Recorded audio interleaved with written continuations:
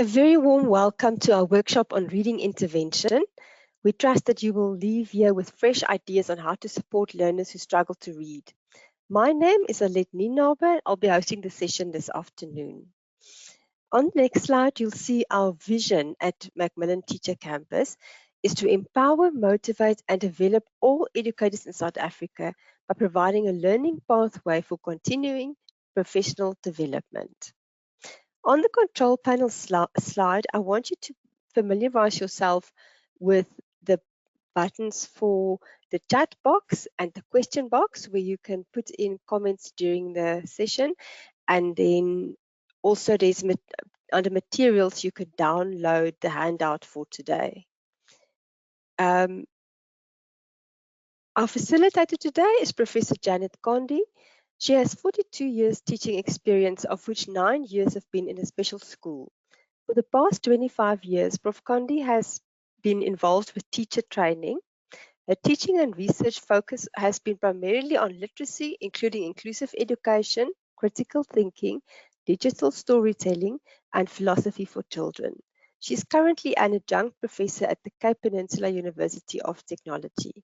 Professor, welcome and thank you for sharing your expertise with us.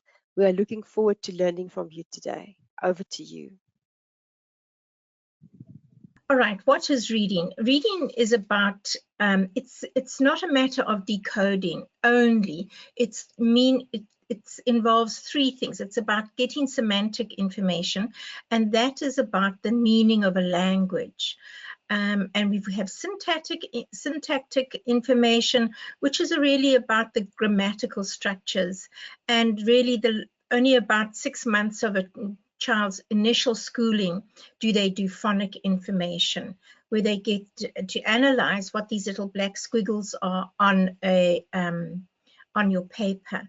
So each of these is important for reading to take place, and over-reliance of one will influence reading. For example, if reading only on syntactic structures will lead to a loss of accuracy, for example.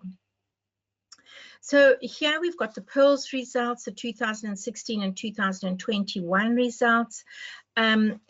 Here we've got the PEARLS 2016. You can see 78% of South African children, compared to the international median of 4%, did not reach the low benchmark here.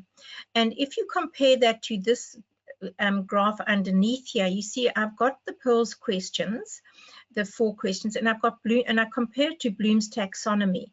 So the PEARLS questions, they're 4 questions: explicitly stated information, making straightforward inference, interpret and integrate ideas and information, and evaluate and examine. Now those link very nicely to Bloom's taxonomy.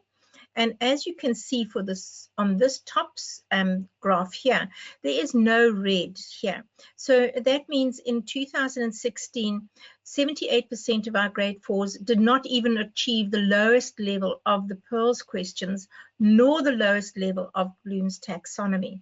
Here is 15%, and that's purple. And if you see here, it says a low benchmark, and here is purple, remembering. For example, explicitly stated information could be, if you have a story about the fox and the hare, what are the names that, or what are the animals that are involved in the story? And the answer's right there, the fox and the hare. But now in 2021, you can see the development of our results. In 2006 was our worst year. That was our first year. Then we got better and better. But then after 2021, after 2020, there was no schooling because of the COVID. So then we look at grade 4 and grade 6 benchmarks, and what you see here is in grade 4, the low benchmark was 81, but in grade 6 it was 56. So what it's saying is that there is hope. The children do get better when they get to grade 6. We talk about the grade 4 slump, which is really typically about the pedagogical approaches used in the foundation phase as opposed to the grades 5s and 6s. But also the different genres that they get exposed to. In the foundation phase, they only really get to know fantasy genre, whereas in the grade 6 they get to exposed to explanation genre, report genre, observation genres, many more different kinds of genres, and with that goes different grammatical structures. So it is difficult as the higher up you go. Okay, so here I'm going to talk about all the results. Now, I'm not going to show you all the countries, but this, for example, is a 500 in Meridian. This is the average, 500, and Singapore is the highest achieving country. And then you see our grade 6s. We're below the average, which is 500, but our grade 4s are even more below, and these are other countries that are below the average.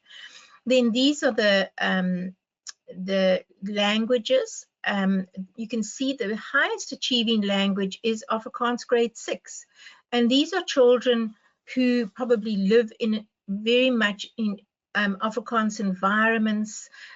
So their home, they speak Afrikaans. They speak Afrikaans in the classroom, on the playground, and then we've got the other languages. And these languages are often spoken, they're almost like a foreign language. They're spoken at home, but often not in the classroom. They'll maybe speak their languages in the playground or on the taxis going to school. So it's often considered almost a foreign language because they're not doing their education in those languages, except in grade 1, 2, and 3, but definitely not in grade 4. And then these are the province results.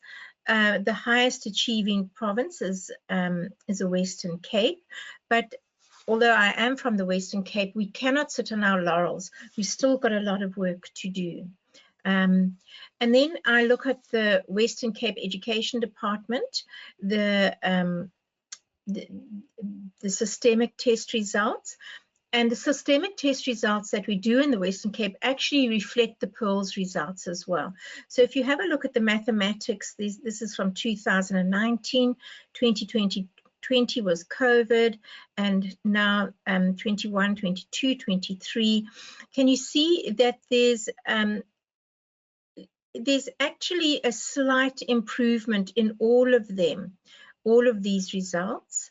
Here it tells you the difference between 2022 and 2023, so slight improvements, and the same with the languages. And can you see there's quite a big jump in grade 3? There's a 4-point difference between 22 and 2023. So those are good statistics and help us to feel a little bit better about what we're doing. Now, today's presentation is about a reading intervention, and I worked at a special school for many years, and I used to identify children who couldn't read or struggled to do some reading, and then I would develop a program for them, a pre-tested program and a post-test, and then I would assess them afterwards. Now, these are 4 students of mine. Sibu was in grade 10. He was in grade 10 mathematics, and he said that his grade 10 mathematics were getting worse and the children didn't know how to do inference. So he did an intervention program. He did a pre-test. He did an 8-week intervention program where he taught a lot of the strategies that I'm still going to teach you. And then at the end of the 8 weeks, he did a post-test, and the results were really very impressive. Yonela was an honors student who did a lovely project, and I'm going to share that with you as well. She did it with a grade 8 child, and she did an intervention program, and by the end of the 5 weeks, this child was able to read. Namondi and Voyo, they were master students of mine. Namondi was grade 5 and Voyo was grade 3, and they used to come to my house every Friday, and we would sit and we'd plan the week, and they would teach the intervention, and then we assessed at the end, and the results between pre and post tests were phenomenal. So they've all passed extremely well. Sibu graduated in March or April this year, and Namandi and Voyo as well. But what did they do? What was common about all of their intervention programs? Well, they did pre-tests, and they did their teaching, and they did post-tests. It's almost like going to a doctor. If you're sick, you go to the doctor, and then she will assess you. She'll look in your ears, look down your throat. She assesses you. Then she'll say, okay, well, I think it's like this. Go and get these tablets and then come back to me later. So she will subscribe tablets for you. As teachers, we do the teaching, and then we do the post tests. So it's very similar to how medical profession work, using intervention programs. And we call this diagnostic teaching. And the benefits are that through conducting a pre-test, we identify the learning gaps of either the individual or the group or the whole classes. With all of these, with Sibu and Voyokazi and Namandi, they selected 5 children. It was difficult to do it with the whole class.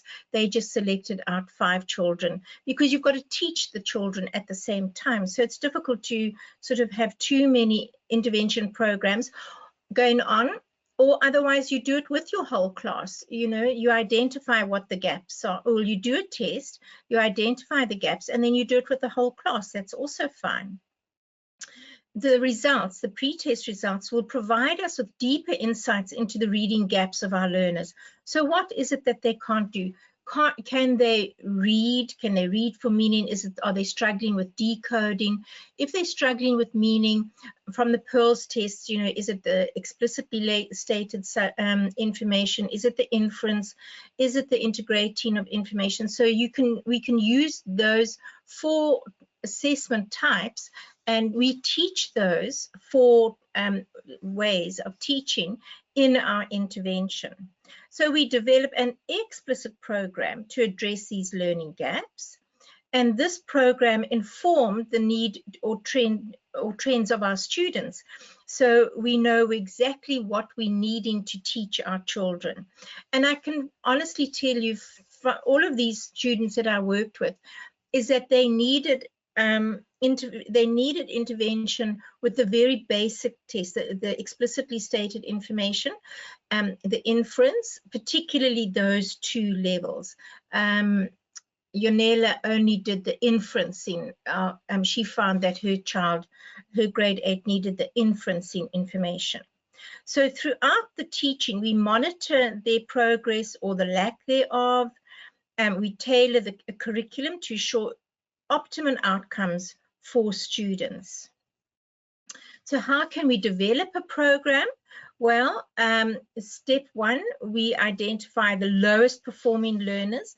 I'm sure you all know it. If you're teachers, you know your children that are the lowest performing children that need assistance.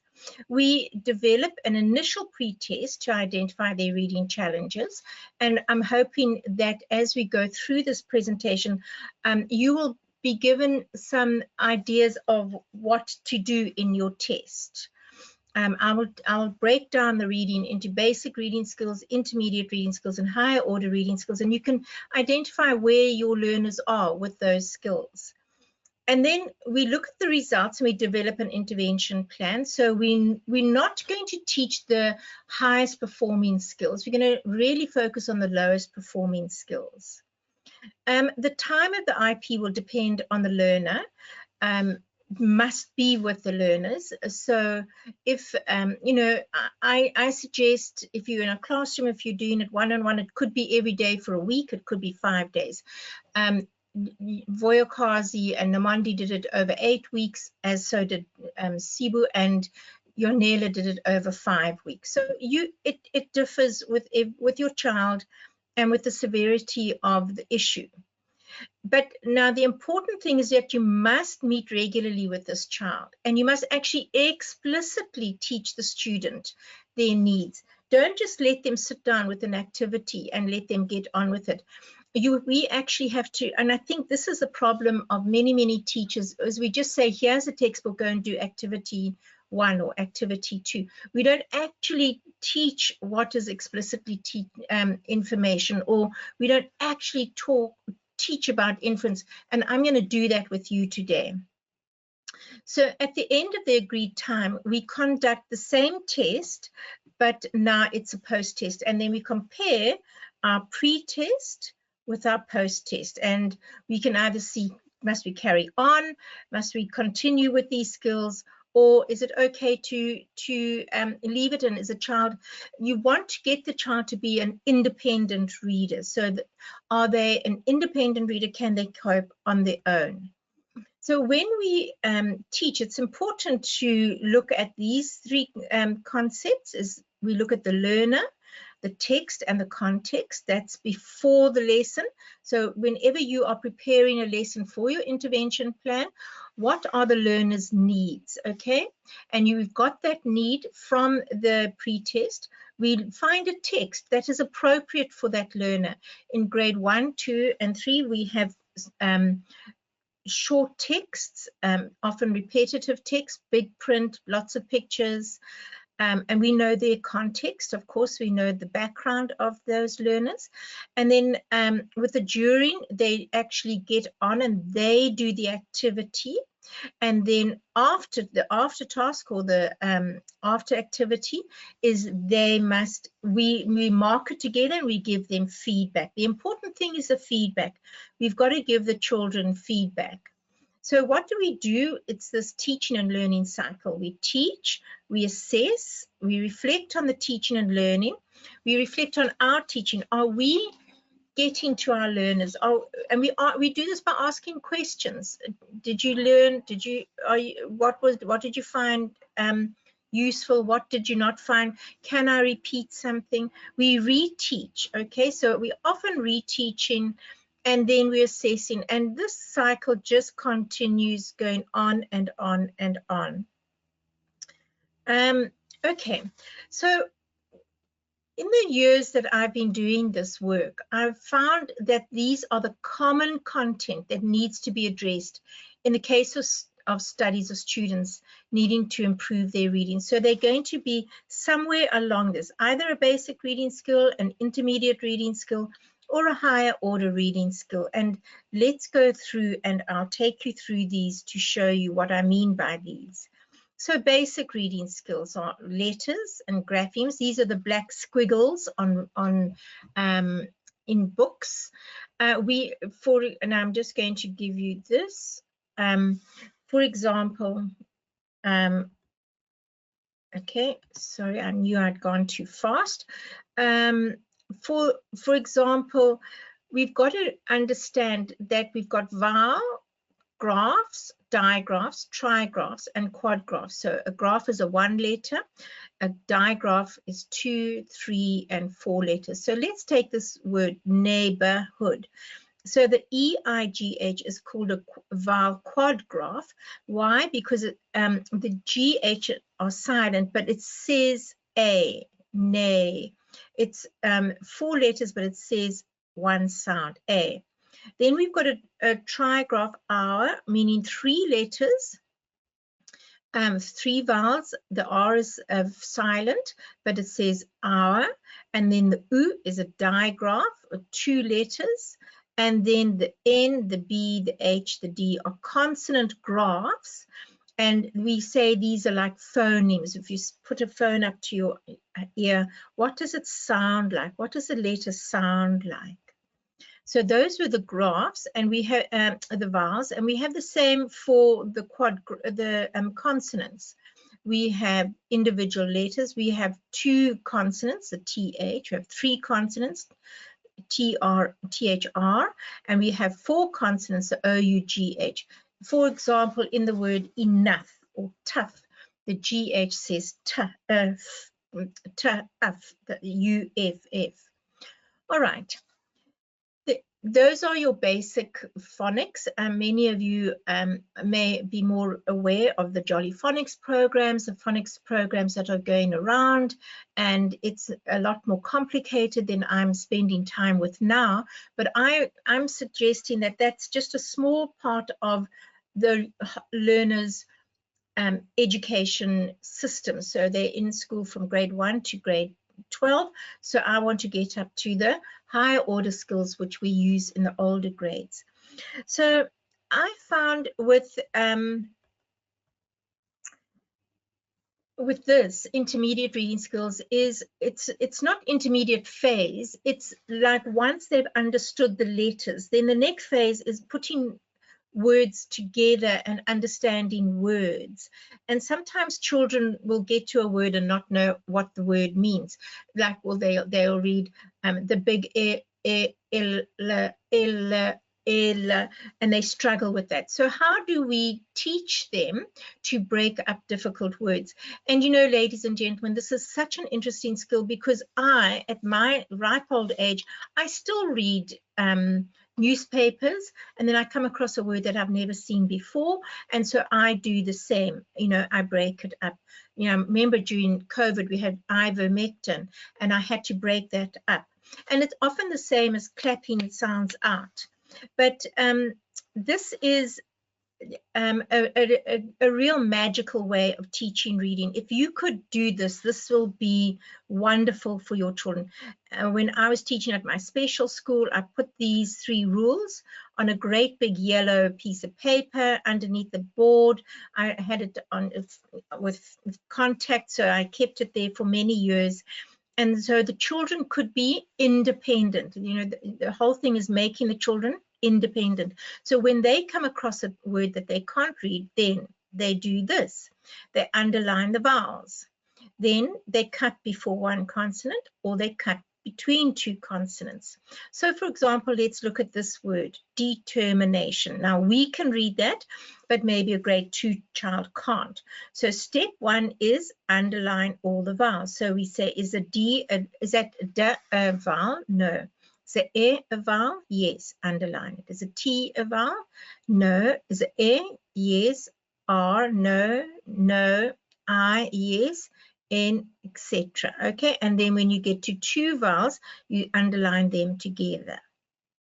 Now then step 2 says cut before one consonant, and step 3 says cut between 2 consonants. So we look at this. Now here are 2 vowels. How many consonants are between these 2 vowels? 1 consonant. So we cut before 1 consonant. So there we've got it. Here we've got 2 vowels, the E and the I. How many consonants do we have between them? There's 2 consonants, and this rule says cut between 2 consonants. So what do? We cut between the R and the M. Okay, and then we come here, we see I and A, and there's only 1 N there, 1 consonant and 1 consonant we cut before, so we cut before the N. And then the last one is you've got A and I-O, you've got 1 consonant, so you cut before. So now you look at it and you say, okay, there's determination. Now let's put it together, determination, and then again, determination. And if you just play with it, you will get very used to it. And it's really, ladies and gentlemen, this is magical. If you can teach your children to do this when they come across a difficult word, or even for yourselves, you know, that's a good thing. Okay, let's go to the next slide. For example, again, we can cut off prefixes and suffixes. We've got the root word is joy here, and en is a prefix, and the ment is a suffix. So we go enjoyment. And then the children always say to me, what's the difference between a prefix and what's the difference between a suffix?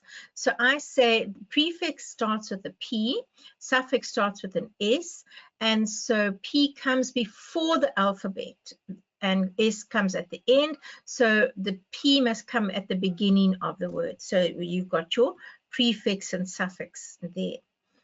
So the other one is, can you find smaller words in a big word? Now, this is very, very nice. So you can teach your children this. I wonder, there we are. I had one boy in my class, and he couldn't read anything from January to August. And then one day he came to me and he said, Miss Condi, does this word say Amanda? And I said, how do you know it is like that, Matthew? And he said, well, you taught us to find small words in a big word. So here's this word. And I saw man, and then I broke it up and I see a, and then man, and then da. When I put it together, I say Amanda. And he came to check with me that he was right. Now, that was the most beautiful experience, because, you know, everything just fell into place on that day. He could do it by himself. He'd taken 8 months to learn this skill, but then he was off. He could do it. He could be an independent reader. And then another thing that we do, ladies and gentlemen, and I do this all the time, it's terrible. We read sentences like this: the brown house jumped over the fence. And you go back and you say, golly, no, how can a house jump over a fence? Silly me. Let's go back and let's read it. And we can see that there are lots of letters that are the same. And maybe I'm tired, maybe I'm just reading too fast and I'm not attending to detail. So I just read what I think. I know I live in a house. I have more exposure to a house than I do with a horse. So I see the word house more than I see the word horse. And then so I take what is my prior knowledge, and I just read it, and then I read it aloud and I see, don't be silly, it's wrong. Okay. And I do this often when I'm reading the newspaper. I'm sure you do this too. This is the two boys am or are going home. Eventually we learn to work with those and get that right. Now, this was another one, a picture cue, and this I saw a student of mine doing a long time ago. He was reading this book with his child, and the child came across this sentence: the bird is capped from the cage, and they couldn't get this word. So you know what he said? He said, where do you live? He broke this word up like that. He said, where do you live? And the child said, Cape Town. He said, look, you see the word Cape there. He said, let's break it up. S-K-D. Okay, now let's put it together. Escaped. Now, if you look at the picture, does it look like the birds escaped from the cage? So picture cues are very, very important, ladies and gentlemen. So now look at this. This is just lovely. Independent reading strategies. I'll read it for you. It says, when I get stuck on a word in a book, there are lots of things to do. I can do them all, please, by myself. I don't need any help from you. I can look at the picture to get a hint or think what the story's about. I can get my mouth ready to say the first letter, a kind of sounding out. That's your phonics. I can chop the words into smaller parts like on or ing or lee, or find smaller words and compound words like raincoat and bumblebee. I can think of a word that makes sense in that place, guess or say blank and read on until the sentence has reached its end. Then go back and try these on. Does it make sense? Can we say it that way? Does it look right to me? Chances are the right word will pop out like the sun in my own mind, can't you see? And if I've still thought of and tried out most of these things and I still do not know what to do, then I may turn around and ask for some help to get me through. So these are all the kind of things that we can do when children are struggling. So these can be all part of your intervention program if you're wanting to work with your children. Now we get onto the higher order reading skills, and these there are a lot of pedagogical strategies. I'm going to do some with you today, but there are these other strategies we're going to look at. For example, if we want comprehension skills, we're going to look at main idea, author's purpose, background knowledge, predicting. It's a very good skill, this predicting. And many teachers only predict the story, the title of the story, but you can do predicting within the story. You know, what's going to happen? Build up excitement to the children, with the children, and say, okay, now what do you think is going to happen on the next page? We're going to do inferring. I'm going to teach you how to do inferring. It's such fun to be able to teach inferring. We're going to be doing connecting. That's the third level of the Pearls level, the integrating and the linking. We're going to learn to ask questions on the content of our story. We're going to summarize. We're going to visualize. We're going to look at text structure, cause and effect, compare and contrast. So, and you know, these are all the theories that we use: Bloom's and Barrett's, modeling, scaffolding, ZBT, ZPD, zone of proximal development, social justice, which is all about fairness and equity. This was an interesting document I found the other day. It says a document analysis of WCED books on remote learning lesson plans for English language. And these are the strategies that they have. And they also do an intervention. Sometimes it's different weeks. And these are the instructions in the lesson plans. But can you have a look that they don't look at text structure. They only ask one question of questioning. They only do 4 examples of inferencing. They do 10 predicting. So this is, you know, it's a bit overkill with predicting, and we should be doing more questioning and inferencing. We've got to make connections, teachers, with our text. You know, you've got a book. How does that link to your environment? Do you have something similar to you? We talk about skimming and scanning and vocabulary. So these are the skills that are in the curriculum, and they link to Bloom's taxonomy. We've talked about this, the higher order reading things, we call them the HOTS, the higher order thinking skills, or the lower order thinking skills, the LOTS. And I'm sure you know all about these. So we have to move our children from remembering, which is really often the skills that are used are required of our children in their textbooks. So we have to, during our intervention program, we've got to build in many more of these skills. And you see, they give you the verbs: categorize, examine, compare, contrast. These are high order skills, ladies and gentlemen. And this is what they need when they get to matric, to judge, to critique, to defend, to criticize, to design, to build, construct. These are skills that they need for their matrics. And I work at university. These are what our undergraduate students need. These are what our honors students need. These are what our masters and doctoral students need. So we've got to move our children from just doing these skills up to and unfortunately, you know, they're not going to get it if they only work from a textbook. You have to teach them that. So if we have a look at Vygotsky's theory of social and cognitive learning, we talk about scaffolding, we do modeling, and this is what you have to do in your intervention program. You've got to model the thinking. You've got to say, now, what do I think? Take a text. What do I think about this? And what do you think about this? But by you saying, well, I wonder if this means that means you're role modeling, and it's giving them a way to copy you, how you are thinking.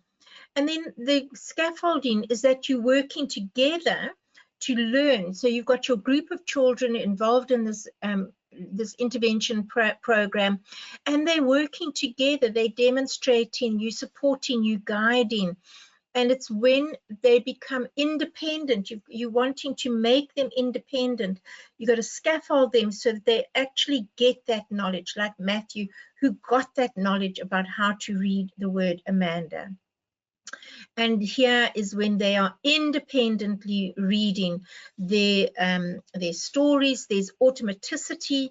Automaticity is also fluency. Fluency is being able to decode and read automatically. So they'll see the words and they'll automatically know what they are, but they have to put meaning to it. So it's always important that there is meaning to it.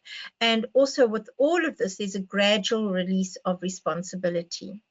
When you look at social fairness, the important thing here is to see, you know, how are we working with children? Are we putting boulders up in front of the children? This little boy here, he's only got one step. This one has, he's got a very small step. He can't even see over this fence. This boy's got one box, and the father, he can see right over. This is reality, because we're often not teachers. We are teachers. We are standing there. We are not explicitly teaching these skills to our children. And teaching inference is down here. We have to explicitly teach inference, because when I go to a lot of schools, they really struggle with inferencing.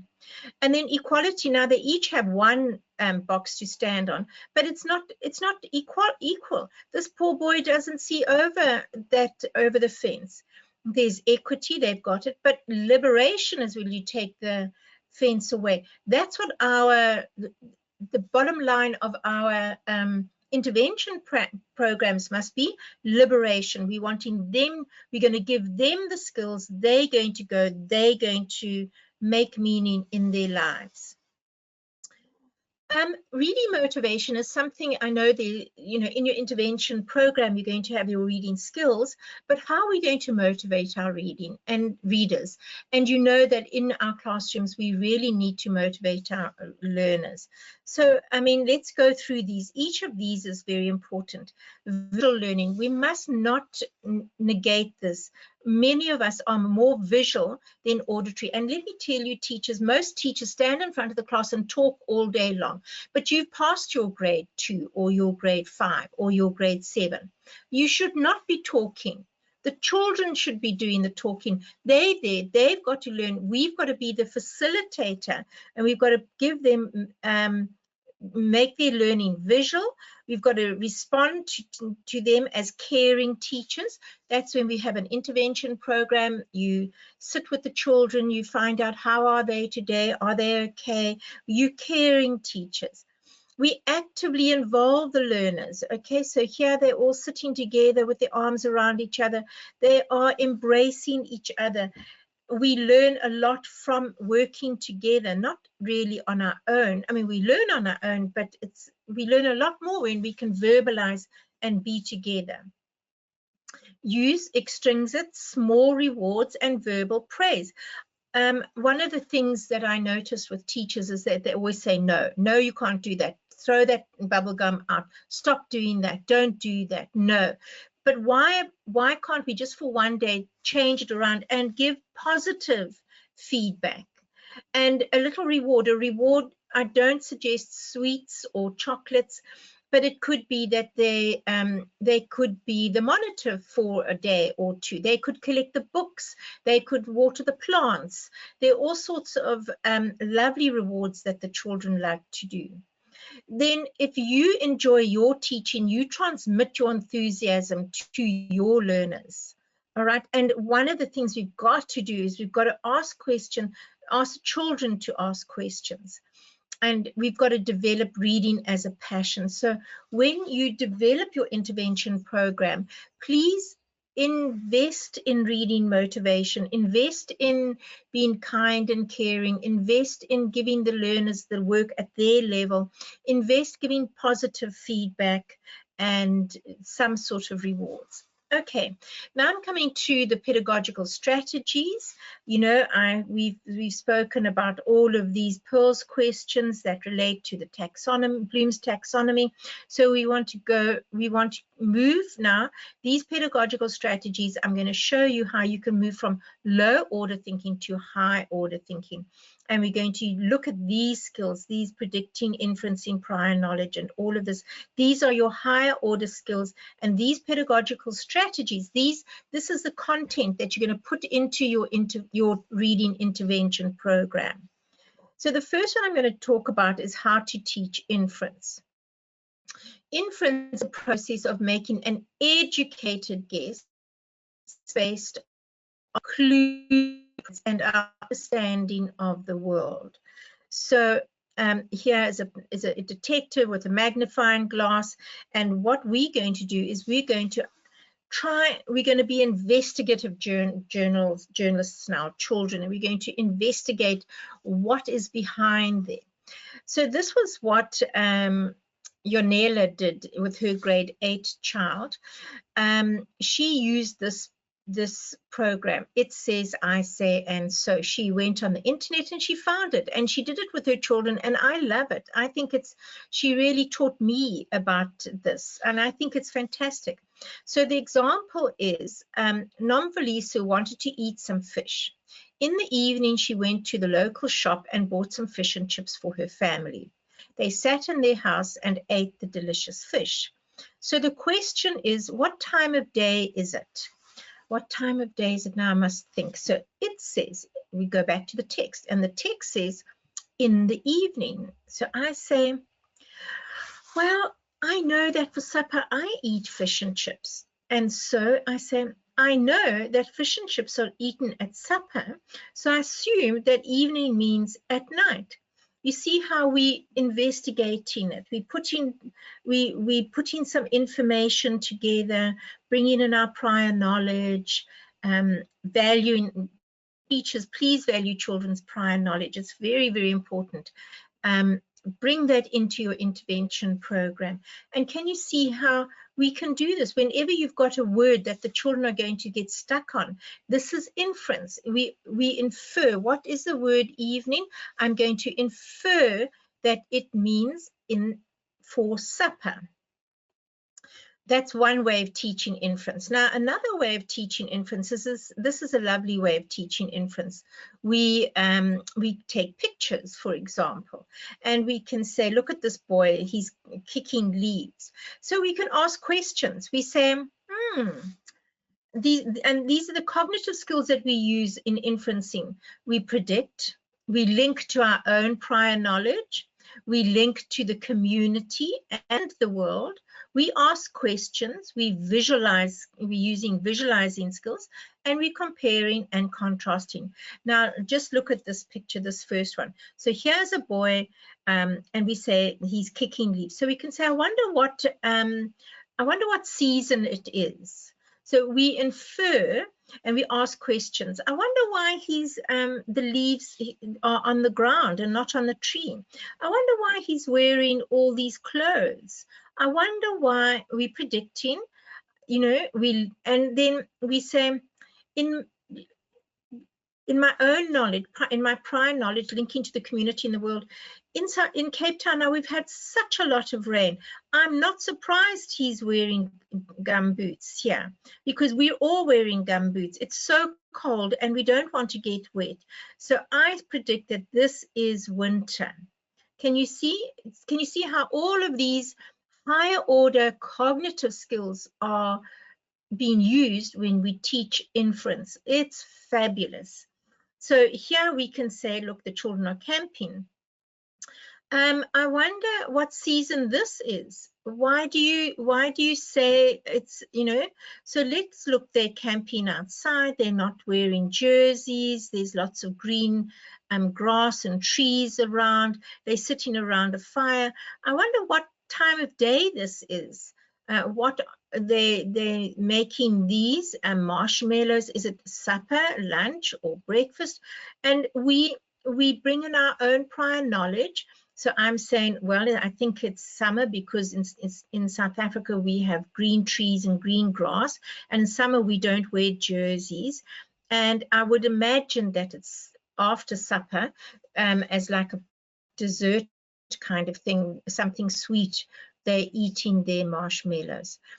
And then the same, you can do that with here. Can you see, teachers, how teaching inference is a fun thing to do with your children. It's wonderful to do it, and please include it in your intervention program.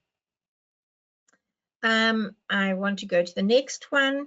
Now, a feature matrix. I'm sure you all know what a feature matrix is. A feature matrix is really columns, and we filling in things, we comparing, we contrasting. So this is a pre-reading activity, and it's about children's rights. And so we are looking here is the this is the feature matrix here. It's children's rights, and of course the cognitive skills are comparing and categorizing, visualizing, linking to your community and prior knowledge. Can you see a lot of these cognitive skills are similar for all these pedagogical strategies which you're going to include in your program. So that story was about the children's rights, and then we take that text. Now that was quite a difficult text. It would be probably for grade 4 or 5, but we can get one that's easier for the younger children, and we can either have words or we can have pictures. So the children say, okay, I have a right to survival. What do you think is this? What picture do we cut out here? I have a right to be protected. Look at this picture, the father hitting the child. I have a right to development. So here, the children at school, I learn when I play. And I have a right to participate. Here they're all participating in a story. Here they're learning from their friends. And so you cut the appropriate picture out and you stick it here. Now this is, the activity is for younger children where it's cutting, which is kinesthetic activity, and pasting. But if you want it to be a writing activity for the older grades, you can do that as well. So a feature matrix is a wonderful way of teaching using a matrix. Another fantastic one is anticipation guides. And now look at these cognitive skills. There's inferring, connecting, comparing prior knowledge, main idea, asking questions, and inferring. Now these are all, can you see how we are repeating a lot of higher order cognitive thinking skills with all these activities? We've done inference, we've done feature matrix, now we're doing the anticipation guide.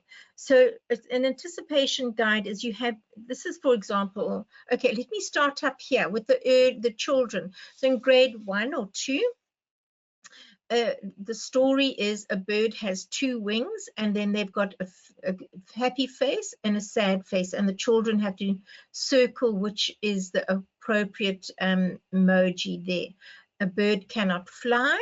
A bird has 3 eyes. A bird eats worms. So can you see with an anticipation guide, you have statements, and then here you have things that they can either disagree with or agree with, or circle or whatever. Here you've got your lesson about geometry. Here you've got your statements. Polygons are baby frogs. And now before you start the lesson, you can test their knowledge. You see, when I said earlier, when you're going to do your intervention, you have a before test, you do your intervention, and you have your after test. So an anticipation guide is a very good way of assessing your learners. So now the T is for true and the F for false. So polygons are baby frogs, and then they might say true or false, whatever here, they circle it or tick it. And now you've done your lesson, you do your lesson on geometry, and then the children can see that no, polygons are not frogs, it's a polygon, so they can say they circle false here. So that's just another way of setting it out. I've said right in the middle here, the format may differ, but not the purpose. The purpose is comparing and contrasting, inferring, connecting to our prior knowledge, asking questions. The This is one that I got from the textbooks at schools. Progeria is a natural aging process of all. So you're going to be in groups and you're going to put your name. You're going to have 4 children in a group, and then each person is going to say they agree or disagree with it, and they're going to circle it. And then you discuss the sentence, the statement, and then you agree or disagree. And this one is about fungi. Look at this. Before reading, you've got agree and disagree. Here you've got your statement, and here you've got after reading. So can you see, ladies and gentlemen, that these activities that I'm sharing with you can be used in all subject areas, not just language. They can be used in maths, they can be used in history, geography, sciences. Sibu used it with grade 10 mathematics. Yonela used it with grade 8 language children.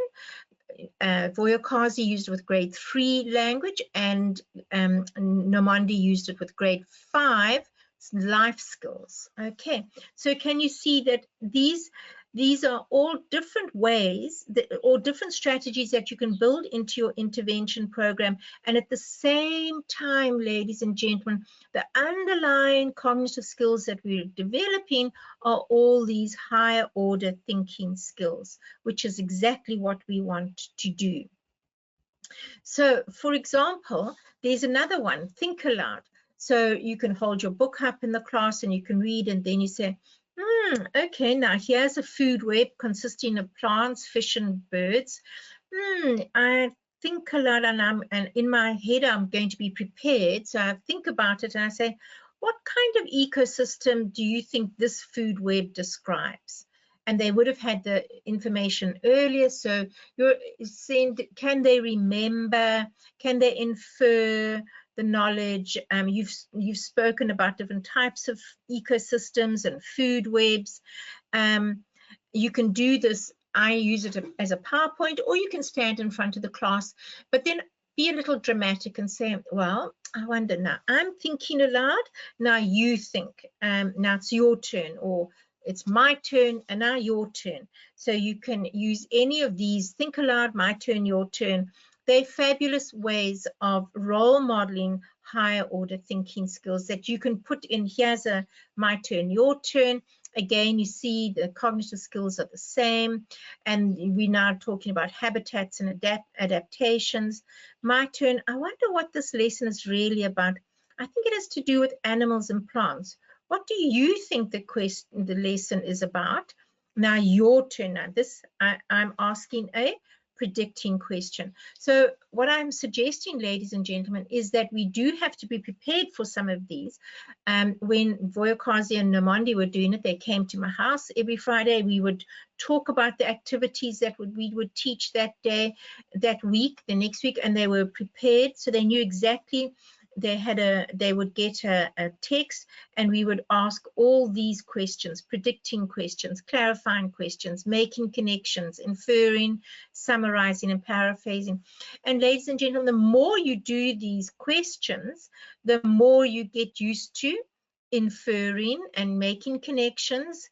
And the children, and you actually use that word, inferring. I want that word to be used in our classrooms now. We've got to be talking about making an inference. Can you infer what I'm talking about now? And then, of course, graphic organizers are very nice to use in the classroom. They help us to plan our work, for example, and the cognitive skills of visual learning, categorizing, comparing. Categorizing and comparing is a very, very important skill to do. So we do have the KWLS chart. This could be at the beginning of a project. What do I know about what do I know about natural science teaching? What do I want to know about it? What have I learned? So this you'll do before, and then you come back afterwards and you reflect. Now these reflection skills are very important. They develop much higher order thinking skills in our learners when we ask them to reflect. If we want to write a story, give them a little map, a guide to help them. You know, we could do it like that. We can do it like this. We can use Venn diagrams. There's all sorts of ways that we can help our children categorize and compare information. And that's very important if you're looking at the seasons. What clothing do you wear? What food do you eat? You know, is it sunny or cloudy or misty or rainy? Look at the weather. So, you know, for everything that we do in our lives, ladies and gentlemen, we compare. We categorize and we compare. So the whole time we categorizing and comparing. And if we build all of these skills using these pedagogical structures into our intervention program, the better. This is the every pupil response, meaning you can give the children, I use a hand. I did some work in Sri Lanka, so this is Tamil. And then the teacher, you give it to them, there's yes on one side and no on the other side. So if you ask questions, the children just hand up yes. Yes, they understand it. And so you can immediately see the whole class who's understanding and who's not understanding. You can go back to the child and say who's not understanding and ask another child to teach that child. So we use these every pupil responses. It's a lovely way to do this. I have these hands, I've had them laminated. I use them all the time in my teaching. If you have them laminated and keep them in the classroom, you don't have to keep remaking them. So the last one that I'm going to share with you is Reader's Theatre. Ladies and gentlemen, every single story that you do can be dramatized. And isn't it wonderful that the children can take part in a play? They can be silly, you can bring in props or you don't have to bring in props, but every child must talk. So the benefit of a reader's theatre is that you link the story to your community and your environment, and then you are valuing your community and your environment. And children like that because they come out of their environment. Sometimes they do these, they do the activities in the textbooks and they don't connect with that. So link your textbook work to your environment. It's a huge amount of fun, and people they make themselves silly, they make it fun, they act out. The communication, oh my goodness, you will not believe the value of the communication. The more the learners talk, the better their writing. Ladies and gentlemen, we cannot get our children to write three-word sentences. They can't be doing that. We've got to develop our writing in children. How can we do that? By doing more and more readers' theatres. If they talk in sentences, they'll write in sentences. So that may be one of your activities that you're doing or your gaps that you see is a lack of writing skills. So do some more readers' theatres. And then the collaboration is sharing together. I'm so sorry, I've gone over time, but thank you, Alette. I hope that there are some questions. I hope you found it beneficial. Yes, I can't get into the chat room, I don't think. It's fine. Don't stress about it. I don't see any questions on my side either. Okay. Yeah. Yes, so thank you so much for this insightful workshop. I just want to tell all the attendees that you will receive an automated certificate of attendance after the webinar. And I hope you've been able to download the material. Otherwise, just send an email to us and then we will email you the handout. So I'm going to end the session now. All of you must have a lovely afternoon. And thank you again, Prof, for sharing your time and expertise with us. Thank you for inviting me, Alette. I loved every minute of it, and I'm very willing to help anybody if they want to. Thank you. Bye. Bye.